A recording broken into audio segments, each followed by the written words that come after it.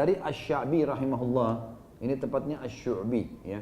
Ia berkata mereka menyebutkan bahwa Umar bin Khattab bertemu dengan sekelompok musafir dalam suatu perjalanan, di antara mereka ada terdapat Abdullah bin Mas'ud. Lalu Umar memerintahkan seseorang untuk bertanya, sengaja mau menguji dalam kafilah itu yang mau pergi. Umar tahu di situ ada Abdullah bin Mas'ud, coba uji. Maka dia bertanya, orang itu diutus oleh Umar bertanya, dari mana kalian?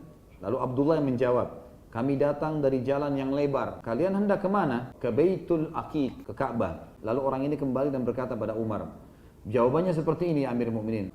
Lalu Umar memerintahkan seseorang lagi, suruh bertanya, Al-Quran apa yang paling agung? Coba tes lagi, tanyain.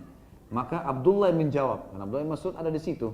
Dia mengatakan ayat kursi surah Al-Baqarah 255. Allah yang tidak ada Tuhan yang berhak disembah kecuali Dia, dan Dia selalu hidup dan mengurusi makhluknya. Lalu Umar berkata lagi, ayat apa yang paling kokoh kalau kita pelajari kita akan bisa hidup tentram? Maka Abdul Mas'ud menjawab mengatakan surah An-Nahl ayat 90, sesungguhnya Allah menyuruh selalu berlaku adil dan berbuat kebajikan. Umar bertanya lagi, tanyakan lagi pada mereka, Al-Quran apa yang paling menyeluruh? Maka Ibnu Mas'ud yang menjawab surah Al-Zalzalah ayat 7 sampai ayat 8, siapa yang mengerjakan kebajikan sebesar zarrah pun, maka pasti dia akan melihatnya. Ini ayat yang paling luas, menyeluruh. Apapun amal baik yang kamu kerjakan, kecil atau besar, sembunyi atau terang-terangan, pasti kau akan lihat. Dan barang siapa yang mengerjakan kejahatan sebesar zarrah, maka pasti dia akan melihatnya.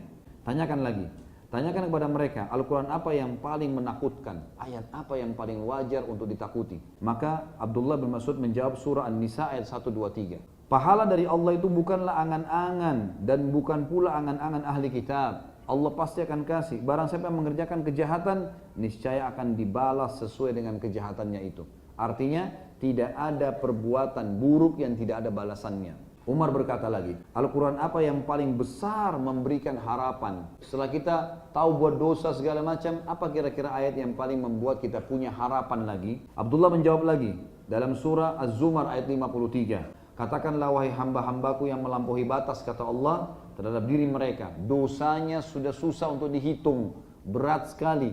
Janganlah kalian putus asa dari rahmat Allah, karena Allah mengampuni semua dosa-dosa. Maka Umar berkata, tanyakan kepada mereka, apakah ada di antara mereka Abdullah bin Mas'ud? Maka mereka pun, kelompoknya Abdullah bin Mas'ud ini mengatakan, iya. Yang menjawab tadi adalah Abdullah ibn Mas'ud. Maka kata Umar, pantas bisa terjawab.